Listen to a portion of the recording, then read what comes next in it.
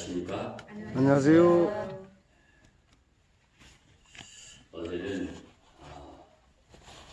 용기, 골리앗을 물리치자 이렇게 말씀드렸죠.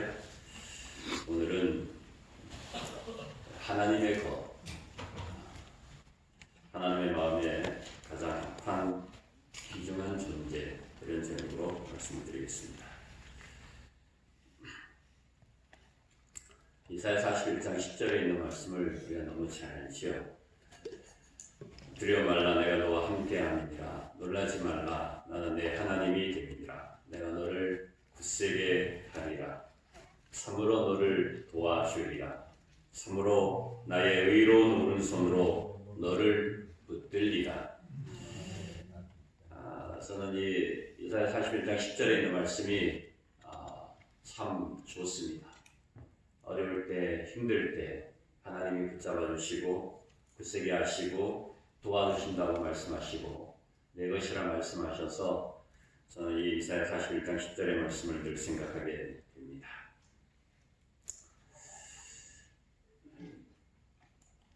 이 너는 내 것이라고 하는 표현이 어느 때에 가장 적합한가 생각해 보게 됩니다. 어렵고 힘들 때, 삶이 무너질 때 하나님의 음성이 들려서 너는 내 것이라 말씀해 주시면 더 감사하다, 더 확신이 생긴다, 이런 생각을 하게 됩니다. 이 다윗의 삶에 대한 소리를 들어보면 이 다윗은 여러 삶의 가운데서 가장 중요한 부분들이 있습니다. 그 중에 한 부분은 무엇인가 하면 다윗이 가장 높은 자리에 있을 때 가장 낮은 자리로 내려오는 모습이 있습니다. 그것이 무엇인가 하면 사울이 죽인 자는 천천히요, 다윗이 죽인 자는 만만이다.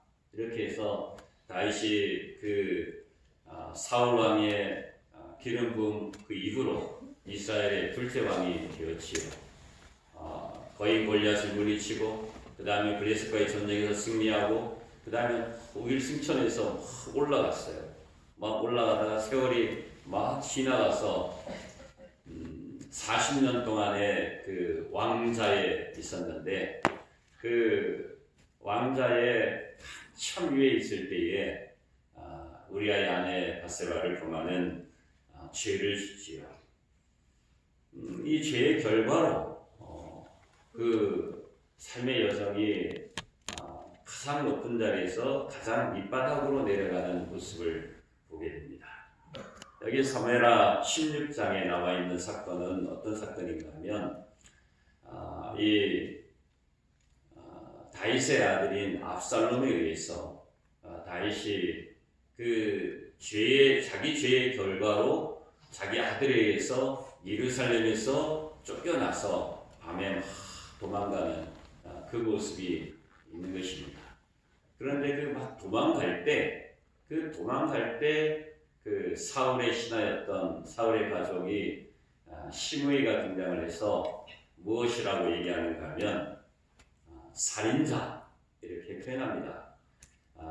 다윗을 향하여 말하기를 가거라 살인자, 그리고 말하면서 비루한 자여 피를 흘린 자여 이렇게 말하는 것이죠.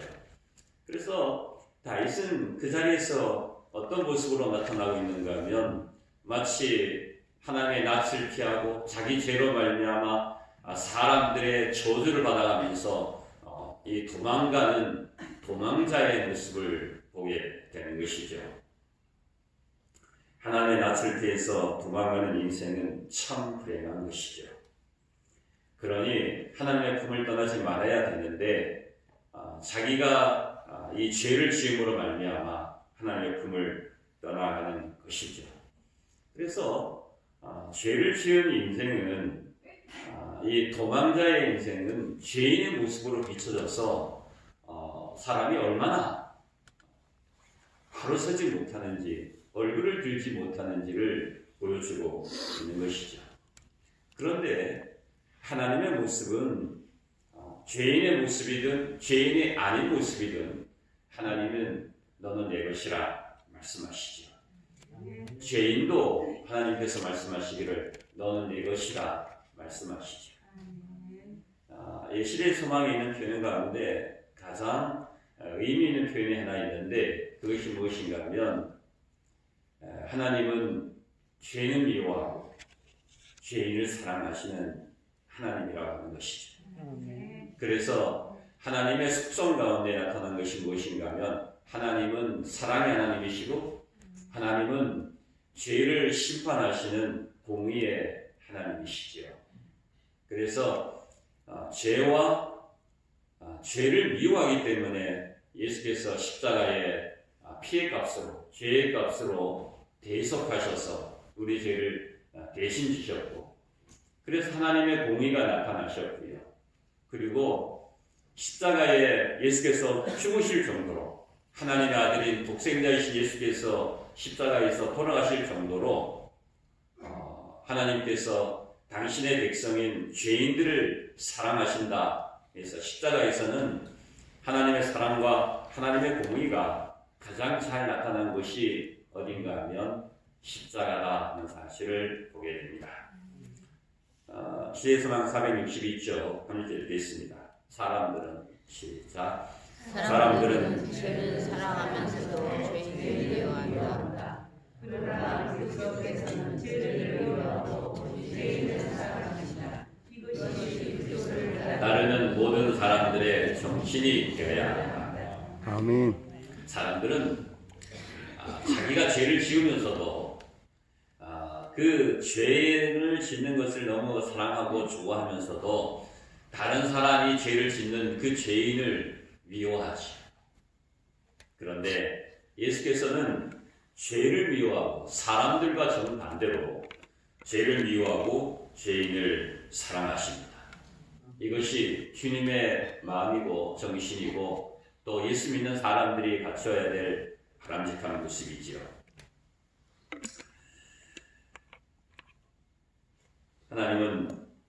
예수님은 우리를 너무도 사랑하셔서 십자가에 죽으셨지요. 이 하나님의 사랑과 공의를 가장 잘 아는 사람이 누군가 하면 다윗입니다. 다윗의 그 파란만장한 인생 중에서 하나님의 사랑을 그처럼 많이 받는 사람이 누군가 하면 다윗이죠. 어려서부터 성장하면서 그 왕이 되면서 또 왕의 자리에서 쫓겨나서 도망가면서 그런 모습들의 파란만장한 인생을 통해서 다윗은 하나님은 어떤 분이신지 그 가장 잘 아는 사람이 누군가 하면 다윗이죠. 그래서 하나님의 죄에 대한 심판과 죄인을 사랑하시는 그 모습을 다윗은 너무나 잘 알기 때문에 시편 32편, 시편 51편 이와 같은 죄에 대한 자기가 지은 죄에 대한 하나님의 이 심판과 하나님의 사랑을 구구절절히 시편에 기록했습니다. 여기 다윗은 압살롬 때문에 도망가고 있습니다. 아들이 아버지를 죽이려고 하지요. 아버지의 부인들인 첩들을 백주대낮에 강간을 합니다. 그리고 다윗의 입장에서 보면 참 가슴 아프죠. 이 제사장이 하나님의 법궤를 다윗이 도망갈 때 예루살렘에 있는 하나님의 법궤를 메고 같이 도망가려고 했는데 다윗은 그것이 아니라 하나님의 인자의 상징인 그 법궤는 그대로 하나님의 성소에 두라고 다시 돌려보냅니다.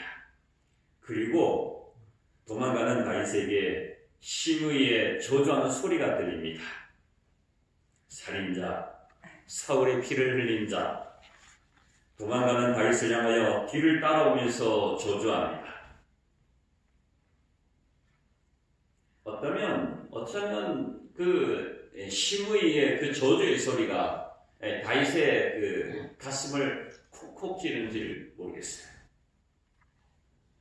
가거라, 가거라, 살인자, 피 흘린 자, 이런 그 말 한마디 한마디가 모든 이스라엘 백성들이 듣는 자리에서 막 경계하듯이 외치는 그 소리가 다윗의 이 마음을 콕콕 찌르는 거예요. 그래서 다윗의 부하 중에 한 사람이 표현을 이렇게 해서 죄송합니다. 저 개종자 그냥 두면 안 되겠다. 내가 건너가서 뭐 하겠다. 저놈을 뭐 하겠다. 죽이겠다. 그렇게 다윗에게 이야기합니다. 그때 다윗은 이렇게 말하지요. 스루야의 아들들아, 저 소리는 하나님이 나에게 하는 소리다. 내가 죄를 지었기 때문에 하나님이 나에게 하는 소리다. 시므이가 하는 소리가 아니다. 시므이의 저주가 아니다. 하나님께서 죄에 대한 심판을, 내가 지은 죄에 대한 심판을 말하는 것이다. 그러니 너는 그렇게 하지 말아라. 그렇게 말하고 있습니다. 모든 사람이 있는 곳에서 살인자라는 소리를 듣는 것은 결코 유쾌하지 않죠. 그런데 다윗은 자기가 지은 죄의 결과라고 한 사실을 너무나 잘 알고 있는 것입니다. 내 죄를 향한 하나님의 공의가 이루어지고 있다. 그렇게 말하고 있는 것입니다.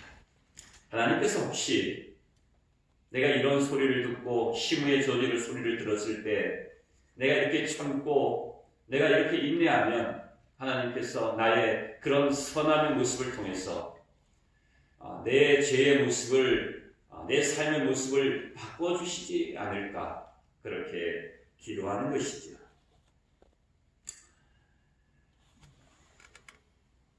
도망가는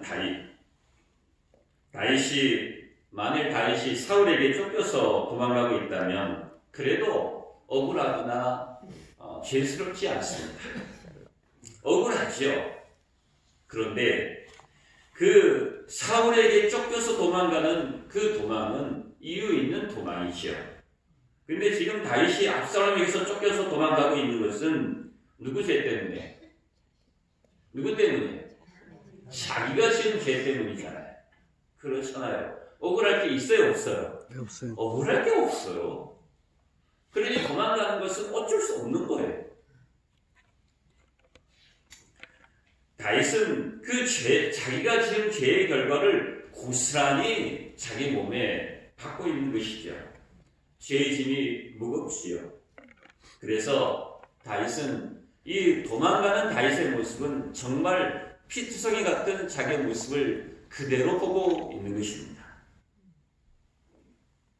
현실적으로 체감하는 하나님의 죄에 대한 그 공의는 너무 무겁고 너무 힘든 것이죠. 여름 가뭄에 마름같이 되었다고 그렇게 볼 수 있습니다. 그러니 죄인의 인생은, 도망자의 인생은 너무도 겁나고 무섭습니다. 하나님의 임재의 상징인 이 법궤도 함께하지 않습니다. 피 흘린 자, 그렇게 말하고 있지요.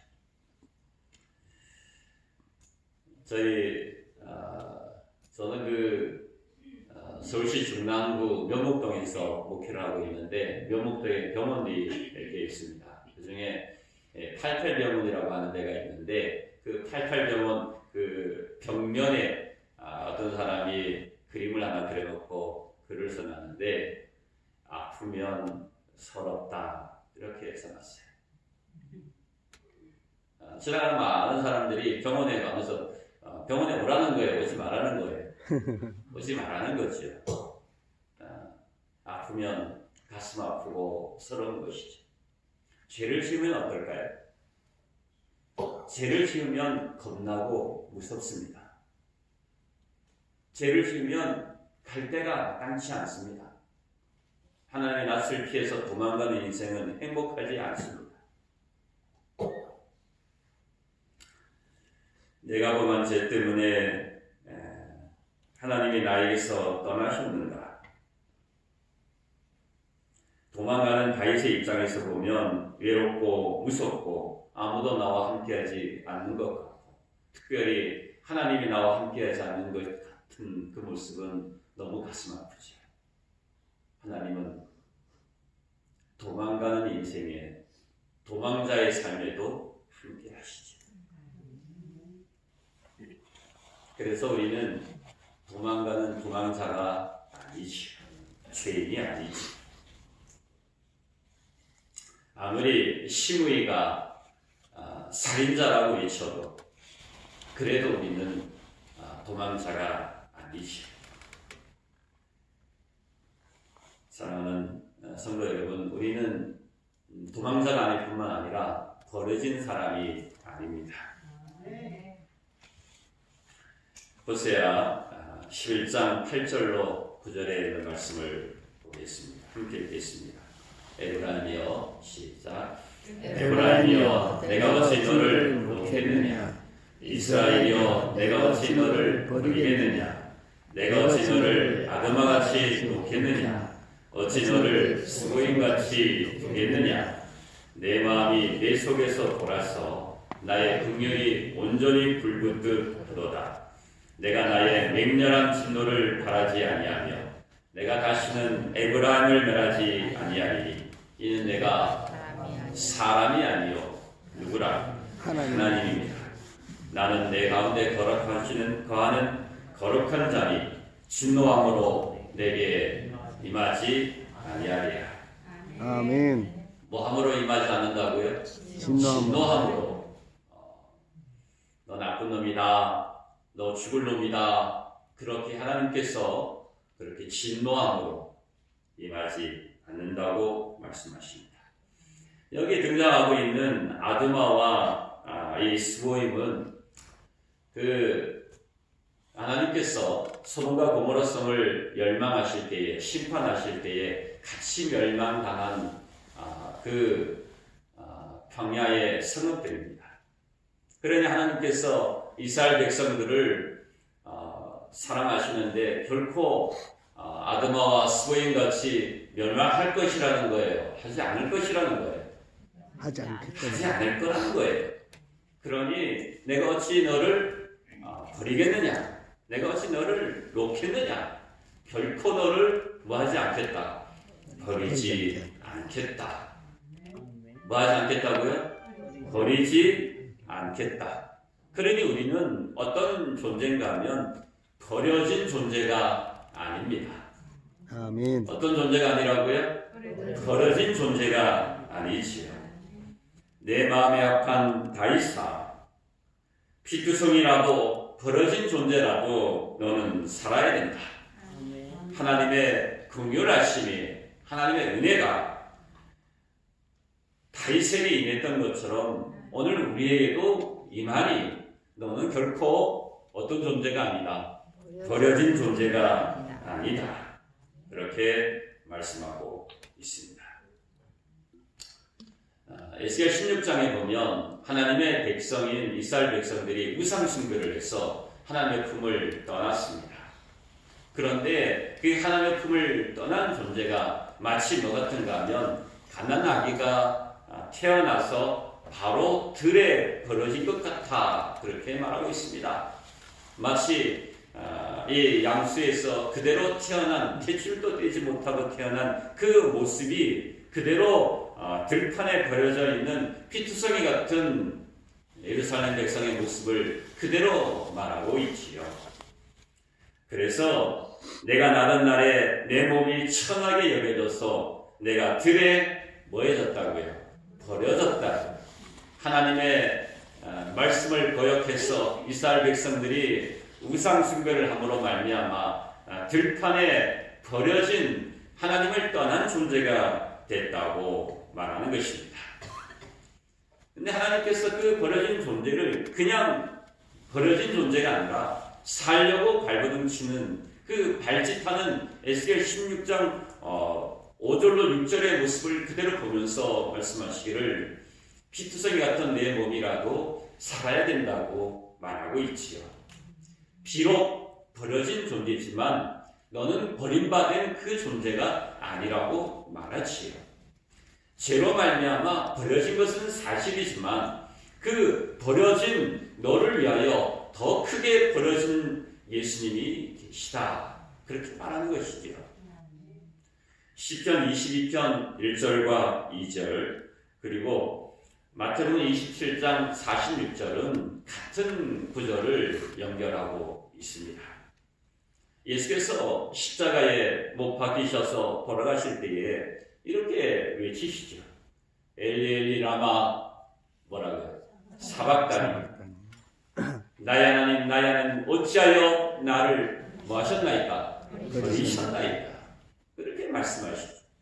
이 말씀은 시편에 나타나고 있는 다윗의 그 모습을 그대로 기록한 것이죠. 시편 22편 1절로 2절에 있는 말씀을 다시 한번 생각해 보겠습니다. 함께 읽겠습니다. 내 하나님이여 시작. 내 하나님이여 내 하나님이여 어찌 나를 버리셨나이까? 어찌 나를 멀리하여 돕지 아니하시며 내 신음하는 소리를 듣지 아니하시나이까? 내 하나님이여 내가 낮에도 부르짖고 밤에도 잠잠치 아니하오나 응답하지 아니하시나이까? 하나님 나를 어찌해서 버렸습니까? 근데 주님께서 십자가에서 말씀하신 것처럼 엘리 엘리 라마 사박다니 나의 하나님 어찌하여 나를 버리셨나이까? 누가 먼저 버림을 받은 거예요? 예수께서 버림을 받으셨기 때문에 우리는 버려진 존재입니까? 버려지지 않은 존재입니까? 버려진 존재예요? 아니지. 예수께서 버려졌기 때문에 우리는 버려진 사람이 아닙니다. 그래서 20세기에 아주 유명한 신학자 중에 한 사람인 칼 바르트는 이렇게 표현을 했습니다.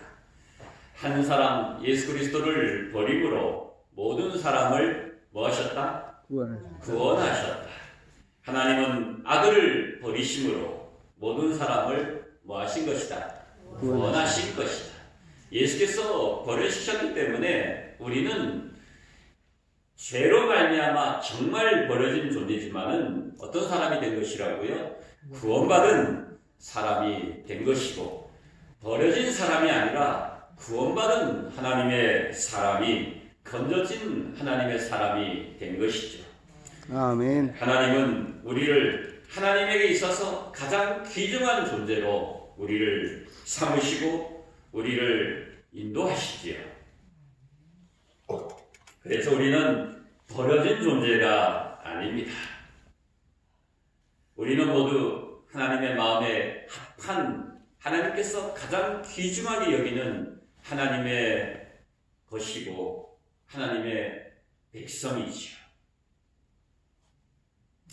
제가 학교에서 아이들을 가르칠 기회가 있었습니다. 그런데 어느 날 제가 잠깐 동안 담임을 했었는데 그 담임할 때 저는 아이들을 가르칠 때 그 아이들이 한 30명 이렇게 있었는데 제가 아이들을 내다볼 때는 저는 그 아이들을 뭘로 보는가 하면 30명 중에 뭘로 보는 거예요? 아이 하나를. 30명 중에 아이 하나를 보는 것입니다. 왜 그렇게 봐야 됩니까? 아이 하나를 누구 하나를 특별히 더 편애하거나 특별히 더 챙기면 됩니까? 안 됩니까? 안 됩니다. 교사 입장에서 그렇게 하면 안 되는 것이죠.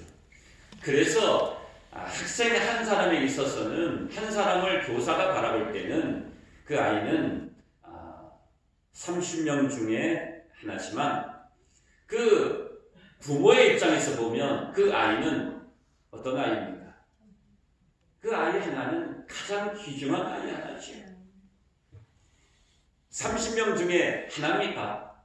아니지요. 교사와 부모의 입장은 다른 것이죠. 우리는 하나님에게 있어서 30명 중에 하나일까요? 수만 명 중에 하나입니까? 아니지. 하나님은 우리는 하나님에게 있어서 가장 귀중한 하나이죠. 우리는 하나님에게 있어서 가장 귀중한 전부이지요. 그래서 하나님께서 예수께서 우리 한 사람을 위하여 어디에 못 박히셨어요? 십자가에 못 박히신 것이죠. 하나님의 눈에는 우리는 모든 사람이 아니라 한 사람으로, 가장 귀중한 한 사람으로 나타난다고 하는 사실을 꼭 기억하시기를 바랍니다. 그래서 하나님에 있어서 부모보다 더 귀한 존재가 우리이죠. 하나님이시죠. 그러니 하나님의 가장 귀중한 존재, 우리의 상황이 어떠함과 상관없이 우리는 모두 하나님의 마음에 합한 가장 귀중한 존재라는 사실을 꼭 기억하시기를 간절히 바랍니다. 아멘. 우리는 하나님에게서 가장 귀중한 존재입니다. 그러니 나를 아시는 하나님께 전적으로 맡기기에 되시기를 간절히 바랍니다. 아멘. 제가 김상현 목사님이 말씀하시는 표현 중에서 시대 소망을 따왔는데 이 말씀이 너무 마음에 와닿았습니다. 함께 읽겠습니다. 시대 소망 483쪽. 나는 시작. 나는 그대의 슬픔을 견디었으며 그대의 투쟁을 경험하였으며 그대와 같은 유혹을 하였다. 나는 그대의 눈물을 안다. 나도 역시 울었다. 인간에게로 차마 들을 수 없는 극한 슬픔을 나는 안다. 그대는 고독하고 버림을 받았다고 생각지 말라. 그대의 고통이 세상에 있는 어떤 사람의 심금도 울리지 못할지라도 나를 바라보고 살아라. 누굴 바라보고 살라고요? 예수님 바라보고 사시는 하나님의 사람 되시길 바라면서 말씀 마치겠습니다. 기도하겠습니다. 하늘에 계시는 하나님 우리 아버지, 우리는 하나님의 가장 귀한 존재라고 믿습니다. 아멘. 주님이 내 것이라 말씀하시니 하나님 품에 가장 귀한 존재로 살고 싶습니다. 아멘. 도망자도 아니고 버려진 존재도 아니라는 사실을 확신하게 됩니다.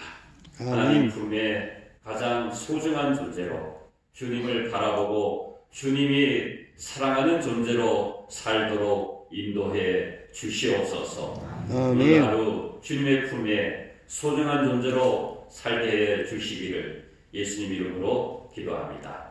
아멘.